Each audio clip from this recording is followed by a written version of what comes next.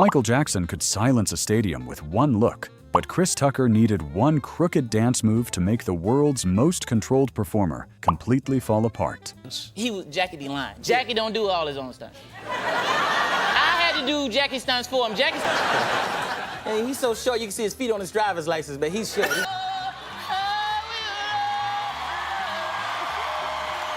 At him, his eyes pop out of his head because he's so funny. Tomorrow, ain't nobody.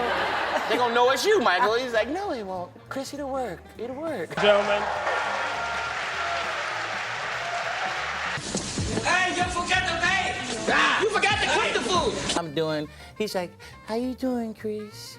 Give it to me. I said, Michael, I like that big screen TV. He's like, you like it, Chris? I said, yeah, I like it. He said, I bought 2 houses right next door to each other. It was crazy.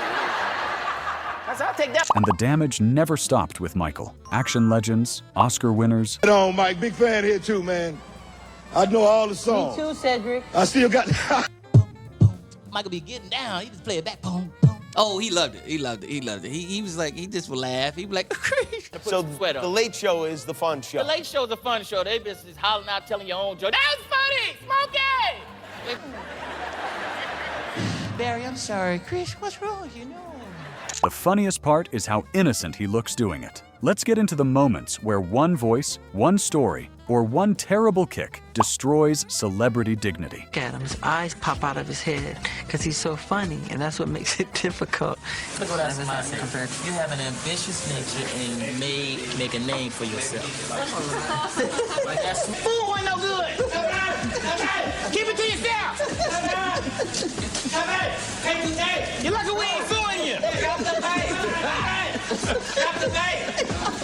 Michael is not offering a safe celebrity laugh. Chris keeps pressing until the director disappears, the superstar folds, and a polished set starts feeling like two friends misbehaving after hours.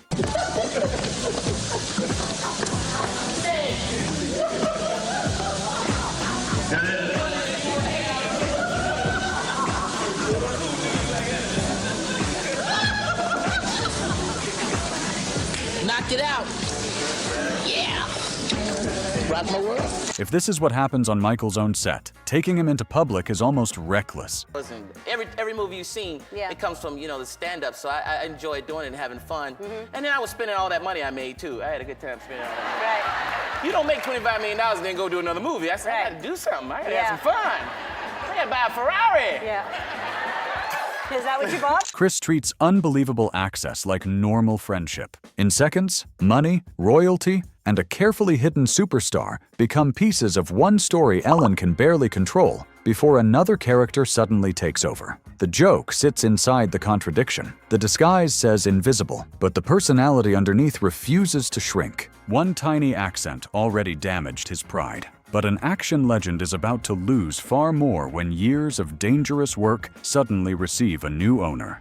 You're a kid, right? You're like 25 or something like that? 26. Woo! Well, tell me about yourself. You're a stand-up comedian. Yeah, I started Where are you off from first? From Atlanta, Georgia. Atlanta, Georgia. Started off in Atlanta, you know, I'm youngest of 6 kids, and we just, you know, had a crazy family, went to high school, most humorous and all that stuff. So, you know, just started from a long time ago. So you knew right away you wanted to be a performer. You wanted to be a stand-up comic. Shows. You know, I used to get in trouble in class, and the principal and the teachers decided for me to go, you know, host a talent show since I wanted to clown around so much. And I started hosting talent shows, did jokes, and it was funny. So, and then right then and there, I said, this is what I'm gonna do the rest of my life. Forget about college, all that stuff, but, you know. Forget about college. I mean, I recommend kids go to college, because you know, my little nephews might be watching it. Uncle said don't go to college, mama. That's what he said. But, Chris arrives carrying enough speed for 3 interviews, but the real trap is his confidence. Letterman asks ordinary questions and gets family business, movie chaos, and a guest already behaving like he owns the desk. But, you know, I had to work to get in there because I was underage, and the manager was like, no, man, you can't come in here, man. You're underage. I ain't losing my liquor license for nobody. So it was all that thing. But I snuck in, performed, got a standing ovation. And, really? Yeah, he said, you can come back, but just don't drink. You can come back. Sure. All the way home, and they was in the car. I thought you was a comedian. You know, you didn't go up and all this stuff. And I said, okay, one day I'm going to go up. Y'all going to see. So now they ask me for money every day. And I said, I thought you was going to pay me back. When you going to pay me back? And now, This movie, the Jackie Chan deal, how was it like working with Jackie Chan? It was good. I tell everybody it's like a dream come true because Jackie is like, he does stuff nobody in the world does. Jackie done broke every bone in his body. That's right. Jackie's crazy. He's really crazy. Yeah. He got a nail sticking out his head. Jackie's just crazy. And sometimes when I wasn't filming, I just sit down there and watch him, perform and stuff because, he does know English, but when, first time we met, he played a joke on everybody. He played a joke on me. Because I was sitting up there, we had, managers, agents, and everything around, and I was like talking to him, saying, Jackie, we're gonna have so much fun. This is what I'm gonna do in the movie and all this. And he wouldn't say that, and all he would do is smile like. And I was looking to, to my agent, and I was like, he don't even know English. How am I gonna do the movie with him? Gonna have an interpreter on the set? So then after a while, he started speaking and started doing flips and everything. I said, oh, now you speak English. So. Jackie's bruises become comedy evidence, not sacrifice. Each detail strips another layer from the legend until the fearless stuntmaster sounds like Chris's most accident-prone co-worker. All his own stunts. Jackie be lying. Jackie don't do all his own stunts. I had to do Jackie's stunts for him. Jackie started crying like 5 or 6 times. Jackie Chan does not do his own stunts. But I'm not gonna tell everybody this. I mean, what it makes me a bigger man because I do his stunts? He was actually weeping. He was actually sobbing. He started crying. Oh man. He started crying a couple of times. Sorry to hear a couple that. of things you're gonna see. I got a prosthetic mask on, and I'm the one sliding down the thing and all this crazy stuff. That's me. He seems a little taller sometimes. It's me. Hey man, why you gonna do me like that? But I lost my bag over there. Your luggage, right? I lost. I was trying to sneak clothes back into America and left some clothes. I went to a luggage shop to buy some more luggage to put some clothes in it, and I took off my backpack and left that one in, and it mixed up with the rest of the bags. So I tried to call back to Italy. Don't ever leave nothing in Italy, because they treat you like, when people don't know English in America, they treat you like that. Like, what did you say? No, call back tomorrow. So it was real bad. I still don't have my bag back. And I ain't going back over there to get it. $10,000 to go get my bag, so it's ridiculous. What am I gonna do? The theft becomes official because he sells it without blinking. Next, a career tribute gives him something even more dangerous than stolen credit: a microphone beside Michael.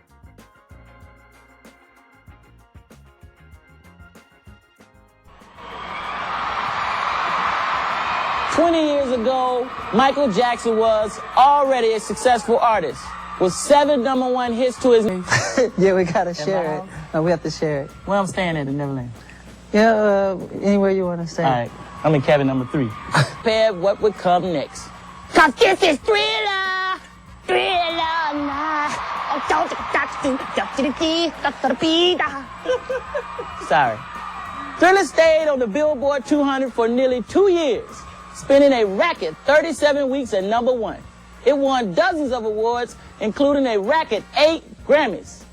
He gave me one of them.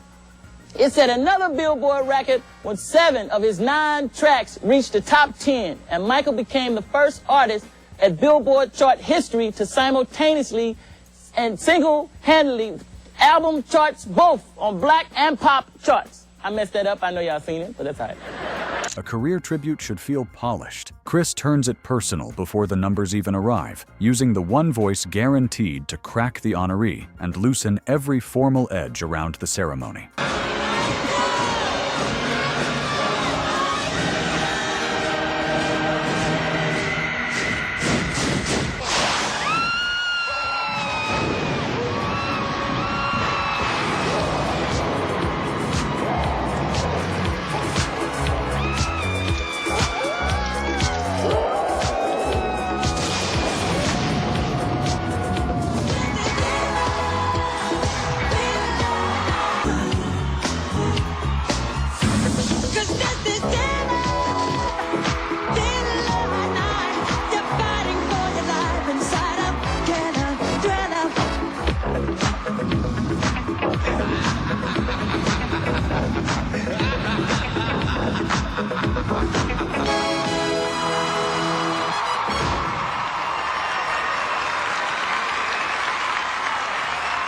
Quite simply, Thriller still remains the biggest selling album in the history of the world, period. That's why I'm thrilled to present this award to the King of Pop, Michael Jackson.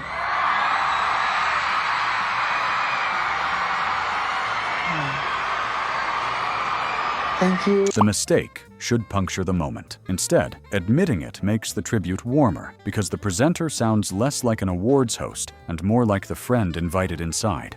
To the fans around the world, I love you. I couldn't be me without you. Thank God. And Chris Tucker, you're my favorite. Can I keep the award for a couple of days? Yeah, we gotta share it. house? No, we have to share it. Well, I'm staying at the Neverland. Yeah, anywhere you want to stay. All right, I'm in cabin number 3. Okay. Hey, what's up, Thank y'all? you so much. Thank y'all. What's going on, Monkey, in a while, Mike? How the monkey doing, man?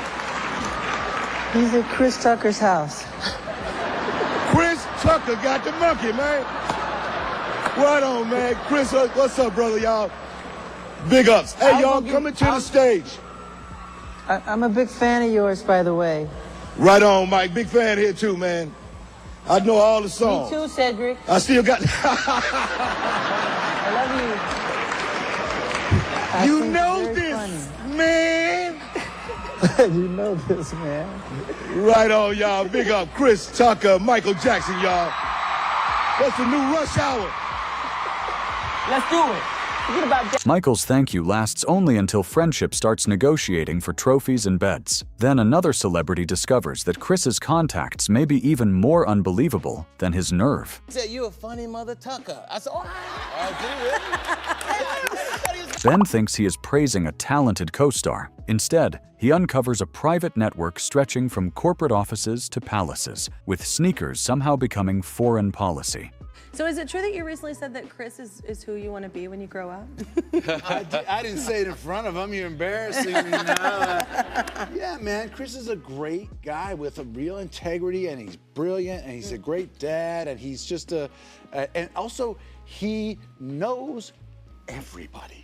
Like, I'm not even kidding. You can bring up a name. It doesn't matter if it's like Muhammad Ali, Paul McCartney, Jesus. You know, Chris, I mean, that's your boy. How do you know? Like, not only do you know Michael Jordan, I was like, there's this guy, Howard White, who works at you. I know Howard White. He's my friend. I'm like, this is an unbelievable. Oh my I gosh, still so am you're not this found guy. anyone you don't know. Yeah. You know everybody? I kind of do, you know. And I mean, Ben and my buddy Dave Chappelle, they always joke like, you know everybody, man. You're everywhere. Where are you right now? I'm like, I'm in Saudi Arabia with the king. He's giving gifts away. He's giving gifts away. It's Oprah's favorite thing. Yeah. It's amazing. Okay, how about like Stevie Wonder? You know Stevie Wonder? I know Stevie. Stevie's, oh man, he called me. Keep trying. You're gonna have to go way deep into Stevie Wonder. I thought Tell I me was gonna be cool because he handed me my first Grammy, so I was gonna be like, my story's pretty good, Chris. Oh, I was like, oh, yeah. no, but you know Stevie. I was that's like, so you know, cool. Muhammad Ali is one. He was like, yeah, I met Muhammad. I know Muhammad. I met Muhammad Ali. Muhammad Ali? He said, you a funny mother Tucker. I said, oh, did he really? I thought he was gonna say something else. I'm like, that's like the some high wisdom, you know. You're right there.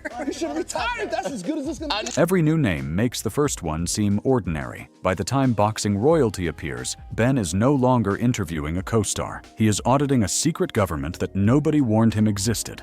Went to Africa and he was like, where is Chris Tucker? I want him to meet my grandkids. I was like, did Mandela That's an incredible. BB King, BB Oh my King, God. I love BB. He was like, hey, Chris, Bill Russell, people like that. Be Chris Tucker. Are you the person that can really remember? Like, I was a waitress, so I feel like I'm really good with faces, but names, I'm always like, interesting. Yes, Yeah. faces, but not names. Yeah, you use the Okay. right, you must be left-handed. You use the right side of your No, brain. I'm right-handed, but Oh, like okay, I have horrible handwriting, so it doesn't matter which hand. Me I'm too, using. me Yes, too. Yes, but no, I literally I can remember faces well, but names I'm always like you. Yeah, oh yeah. You do the Names like, for nice faces. to see ya. Yeah. Yeah. That contact list still has 2 names capable of making any room freeze. But the real surprise is how casually their strangest private habits become material. Hey, he's so short, you can see his feet on his driver's license, but he's short. Don't tell him I said that. No, don't worry, don't worry. So he was like talking to me, but he was. Chris can turn studio property into a personal emergency. That oversized poster becomes proof that even before the celebrity stories begin, Conan has already lost control of the conversation. I come to work every day. I come through Times Square. The posters, they're not even posters. They've giant buildings have been taken over. One with Jackie Chan's face, one with your face. Just huge. These movies are massive. They're I've giant. seen that. I've seen it about 10 times. I just go by and look at myself. I was like, look at that. That look like me. That is me. Yeah. I told the movie company, I said, I want to see a big poster. I want to see myself just riding down the street. I just want to turn around and see myself. So they did it. I love it. Did you tell them, I want to see myself no matter which way I look at any time of day or night? Because that's pretty much what they've achieved. I love it, man. My pillow has your face on it now. The movie company, I wake up in the morning, hanging out with celebrities that don't hang out with anybody else, like Prince. You hang out with Prince now. Yeah, I've done I some call amazing Prince stuff. constantly. He is not answering my phone calls. I went over his house, man, because Prince have a club in his house. It's some crazy. He performs in his house, so people go over there and he invites special guests, I guess. And we go over there. He's in his kitchen playing the guitar on the table. It's crazy, man. Seriously, you go to Prince's house and it's not just like he's have a Triscuit and I'll go open the white wine. It's a whole thing. It's a band, man. You got people on the table, people on the counter, the drums set up and everything in the bathroom. What's he like when you're there? He's cool because he found out I was there. Prince came over and said, hey, but he, you know, Prince is shy, so I didn't know. I just heard this noise behind me and I didn't know what it was. He just trying to get my attention. He was like, ooh. I was asking my friends, I was like, what's that noise? He was like, ooh. Prince is not mocked so much as studied. Chris notices the tiny rituals nobody else would dare mention, then performs them until royal elegance becomes strange enough to leave Conan trapped between disbelief and laughter. I was like, hey, Prince, how you? He's small, so I was like, hey, Prince, how you doing? And he's so short, you can see his feet on his driver's license, but he's short. Don't tell him I said that. No, don't worry, don't worry. So he was like talking to me, but he was licking on his fingers when he was talking to me. I was he was like, how you doing? You like the show as a girl? Thank you for coming, Chris. I love you. You're funny. I was like, why are you screaming, man? You hang out with Michael Jackson. Yeah, Michael is my boy. We hang out. We don't see each other that much, but when I see him... Because he's not around hanging out with just other people. He's you and he are hanging out, you're friends? We bump into each other around the world, man. It's like I bump, and he's cool, because he called me sometimes to check up on me, see how I'm doing. He's like, how you doing, Chris? And when he really missed me, he called me Christmas. Hey, Christmas, how are you? He calls you Christmas? He called me Chris. It felt good. At first, I was like, why you call me? But then it started sounding good. I was like, say that again, Mike. He's like, Christmas? Is that what you mean? Yeah. Like. You know what? We go to the movies sometimes. We go to the movies. Both of us like going to the movies. So we go to the movies, but it's hard because Michael got to sneak in the movie right before it starts. So Michael come in there like with a ninja suit on. He's hiding and all black. All of a sudden, I'm sitting there, where's Michael? And then I turn around. He's like, hey, Chris. I'm like, oh, man. How long you been here? About 5 minutes. I'm sorry. Did I scare you? He sneaks in at the last minute. He does all this stuff. Security bring us popcorn and stuff. You know, I'm like, he's trying to hide, you know. Here you go, Mr. Jackson. You know? Yeah. And then all of a sudden, we watching the movie. He's the loudest person in there. Really? You know? Yeah, he's watching the movie like, hee. I say, Michael, would you shut up before people see you? I'm sorry, it was funny, Chris. Yeah.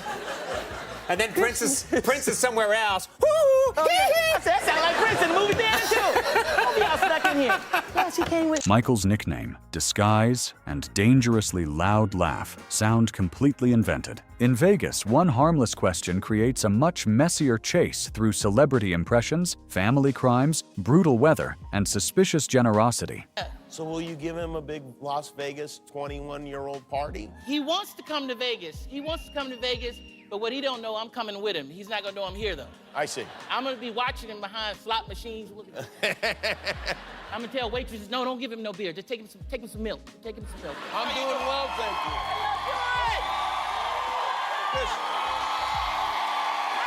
The gift is almost beside the point. Chris enters with the calm authority of somebody receiving a royal welcome, and Jimmy knows the interview will never move normally. Comedian whom you know from Rush Hour and Friday, and he even lives here in Vegas, too. You can see him live at the Encore Theater at the Wynn tomorrow night. Please welcome Chris Tucker.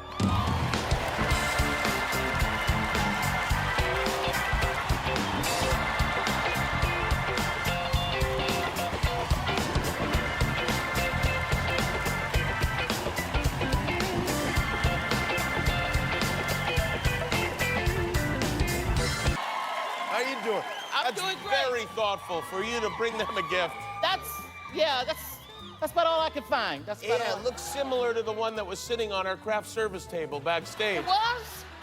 I went all over town trying to find out. How you doing? How's it going? I'm there. Do you ever hang out with Celine Dion? I don't, but she's my neighbor though. Oh, really?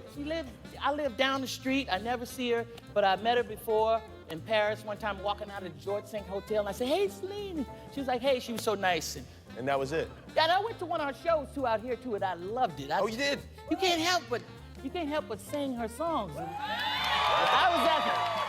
I was out there singing. I was just like. What's your favorite Celine Dion? I was, you know the one here for. Celine stops being an answer and becomes Chris's escape route. The question vanishes, the voice takes over, leaving Jimmy trapped inside the performance.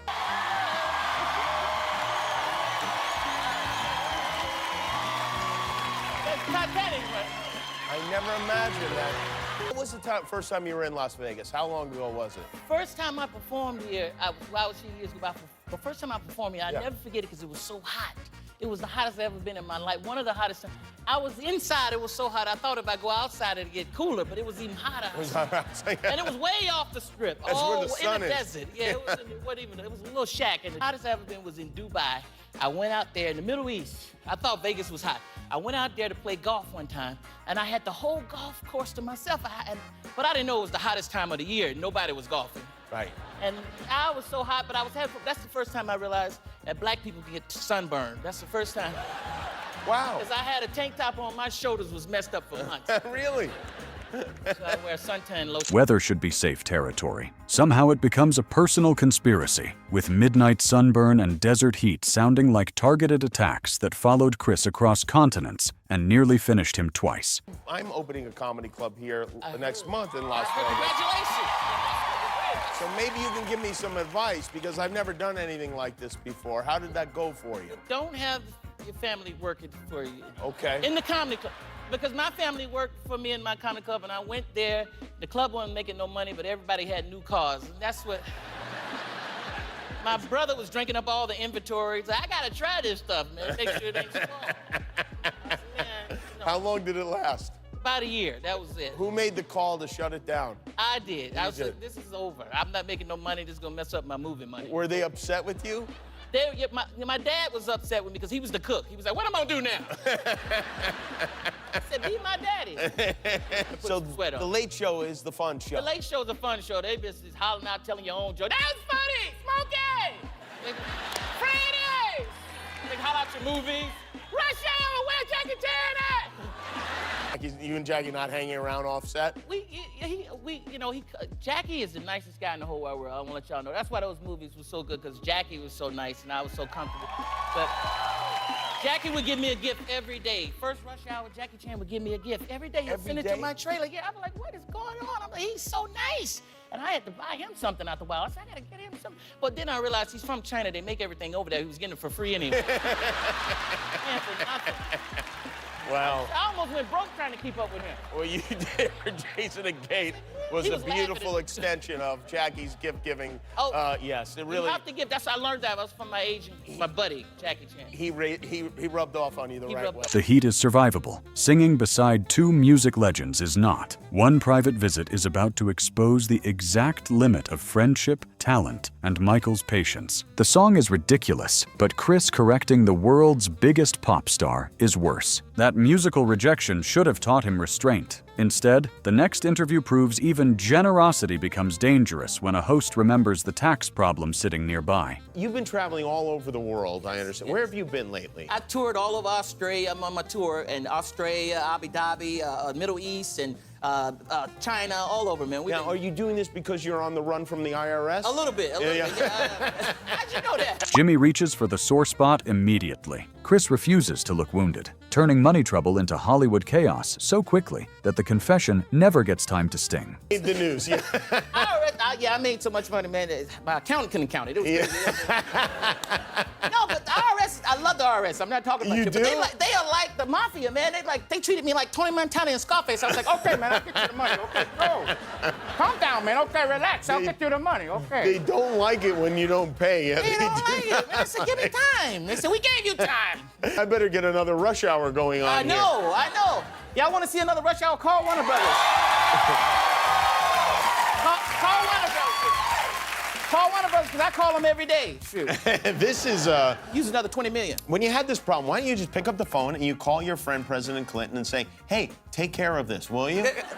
Clinton said, Tucker, you got it, Tucker. The photograph belongs in a museum, but Chris kills the ceremony. Presidents and pop icons become mere scenery while he steals the punchline.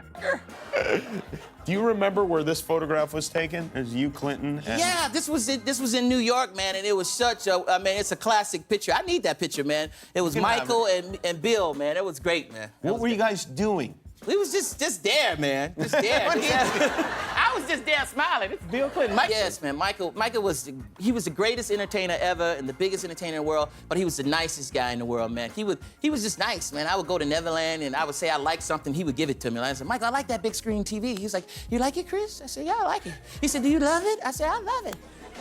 Next day I go home, Michael would send the TV to... A surprise television sounds generous until Jimmy finds the hidden invoice. The gift stops looking glamorous and becomes one more piece of evidence the taxman might want. I said, Michael, thank you. Wow. But I was like, Michael is nice and rich. Now, The did next you, time may I I was- ask, did yeah. you pay taxes on that gift? I did. I think I did. Because, you know, you're supposed to pay taxes on a gift of that. Yeah. I just opened up another can of worms. Yeah. See this picture in exchange for Thank that. you. Yeah. Thank you. This you won't have to pay anything for. Retail value is not much, Thank so you, man. you'll Thank be you. okay. Appreciate it. Financial ambushes are uncomfortable. The next one is personal. A serious festival conversation gets invaded by the only man who knows where every old argument is buried. In Rush Hour, Chris Tucker. The entrance matters because Jackie knows the history attached to that voice. A polished career talk instantly becomes a reunion with unfinished business and absolutely no neutral judge. Just been signaled that we have a special guest who's come in to say hello to you.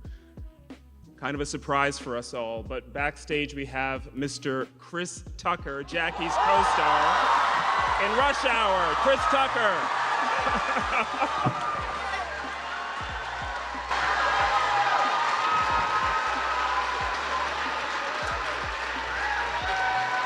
What's up, Jack? Sit down, sit down. Chris is here in the Silver Linings Playbook, which premiered last night. He was kind enough to come in and say hello to Jackie. Thank you for being here, Chris. Thank you. All right, you must have some stories about Jackie. Anything you want to tell us about working Oh, together? man.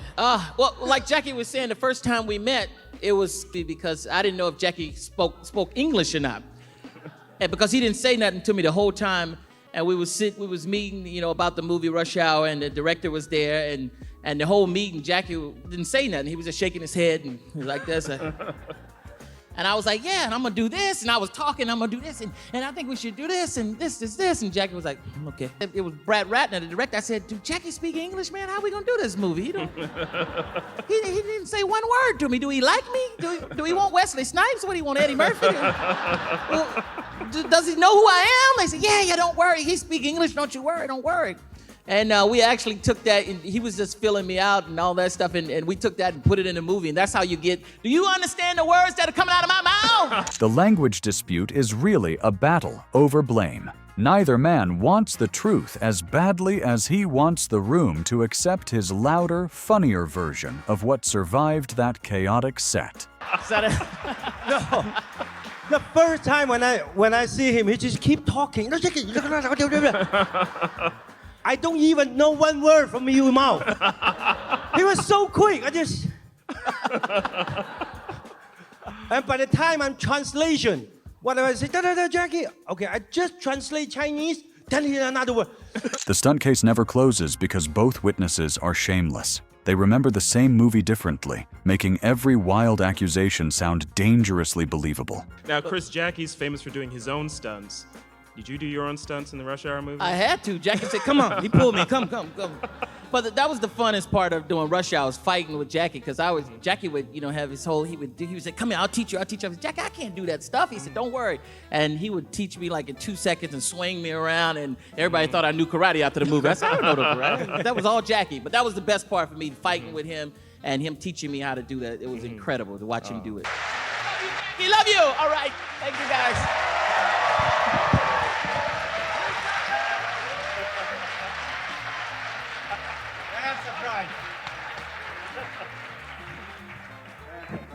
All right.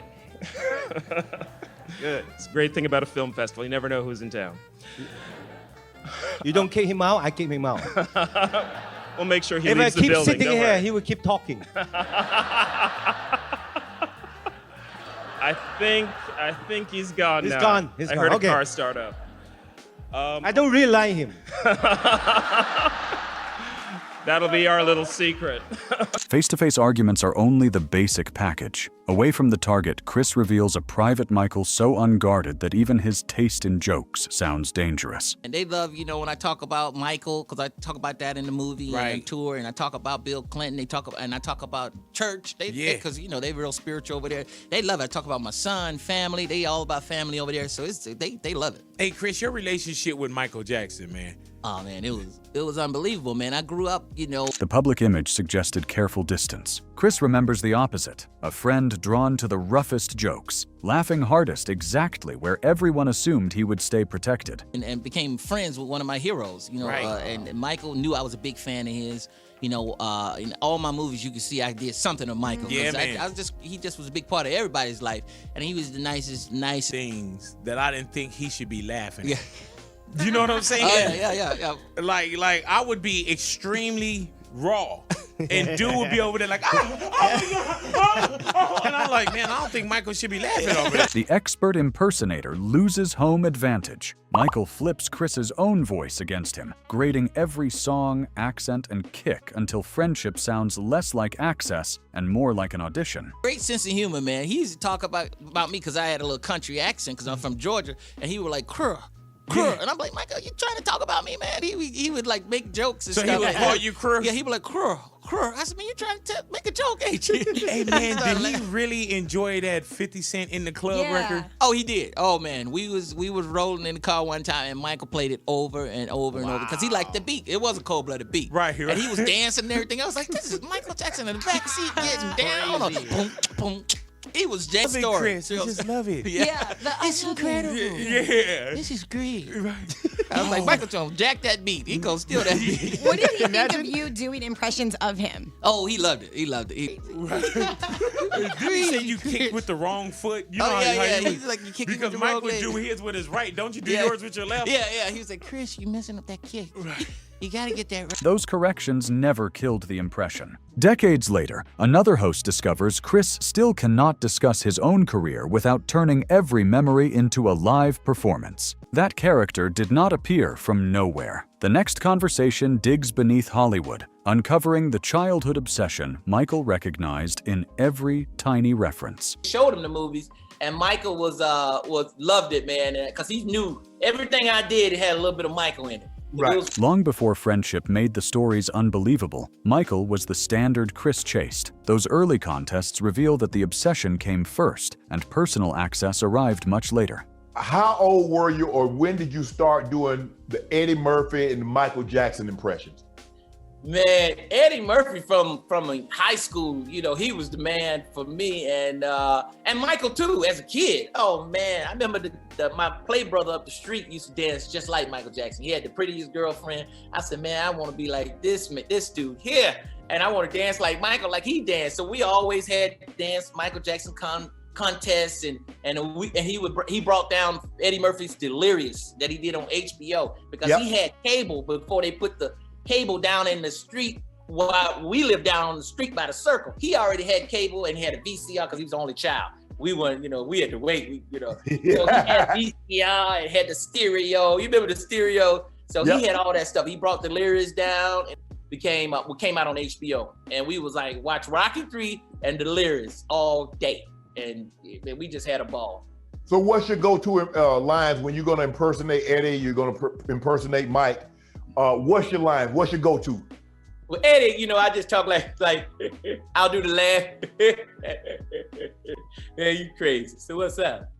He's a little older than that, so he talk a little like that. Chris builds impressions through posture, rhythm, and attitude, making famous voices feel lived in, not copied. But Michael knew every reference, judged each detail, and laughed from inside the joke. What you doing, bruh? He just talk low and rich. Right. But Michael, I would go, Chris, what are you doing, Chris? What's Chris? How are you? When I used to talk to him, he was so kind. a lot of people, some people don't like when they get mimicked or they get made. So how was it when they found out you were doing it and then you saw them for the first time? Oh, Michael loved it because I heard from his nephews that he was a big fan of mine because they showed him the movies. They showed him the movies, and Michael was loved it. Michael in it. Right. It was from Fridays. I'm dancing on the porch in the montage, doing Michael dance, Money Talks, Rush Hour, doing the karaoke thing, and even in Def Jam, I talked about Michael. What if Michael was a pimp? So he knew that if we had kindred spirits or something, and I was a big fan for sure. Mastering one legend is impressive. Anthony asks for team loyalty and uncovers principles that change by the second. Oh yeah. Okay, yes. That's the new crew right there. That's a hell of a starting five right there. That's a great starting five. Chance the Rapper, Dave Chappelle, Kareem Abdul-Jabbar. Turning 50 should inspire reflection. Chris turns it into a survival contract. Put him beside the man who knows his oldest dance mistake and wait.